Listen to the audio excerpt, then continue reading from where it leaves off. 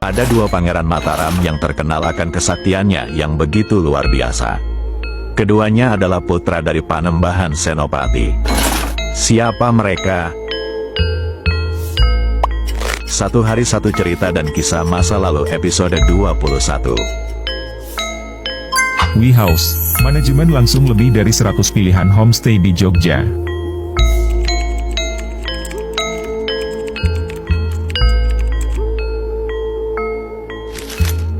Panembahan Senopati adalah raja pertama sekaligus pendiri kerajaan Mataram Islam.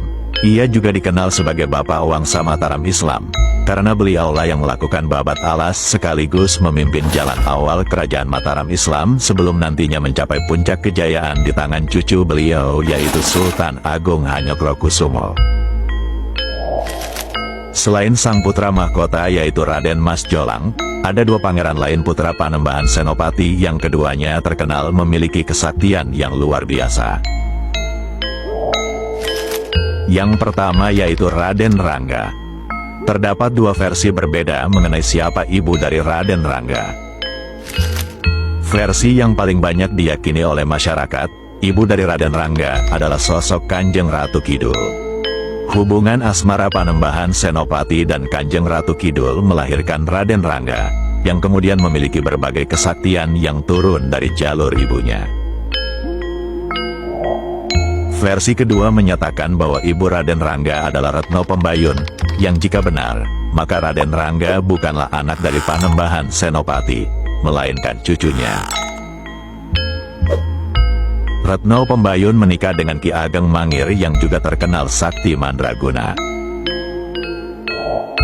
Meskipun memiliki kesaktian yang tinggi, Raden Rangga dikenal memiliki sifat yang temperamental dan mudah marah. Ia seringkali bertindak impulsif dan tanpa berpikir panjang. Sifatnya ini seringkali membuatnya terlibat dalam berbagai petualangan yang menegangkan. Konon, sifatnya yang pemarah namun sakti tersebut membuat Raden Rangga sering berbuat kekacauan dan meresahkan masyarakat.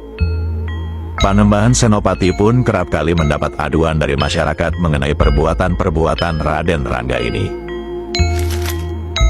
Namun, kisah hidup Raden Rangga tidaklah lama. Ia disebut-sebut meninggal muda. Hingga kini kisah kematiannya tidaklah begitu jelas. Konon, Raden Rangga dimakamkan di komplek pemakaman Masjid Sultonain di Nitikan, Yogyakarta. Salah satu benda yang disebut-sebut peninggalan Raden Rangga adalah mainan berupa bola-bola batu besar yang ada di situs Watu Gilang yang berada di tengah jalan di sebelah timur makam Raja-Raja Kota Gede. Pangeran yang kedua adalah Pangeran Purbaya. Dalam babat Tanah Jawi, disebutkan bahwa kesaktian Pangeran Purbaya setara dengan Raden Rangga. Babat Tanah Jawi juga menyebutkan asal-usul Pangeran Purbaya.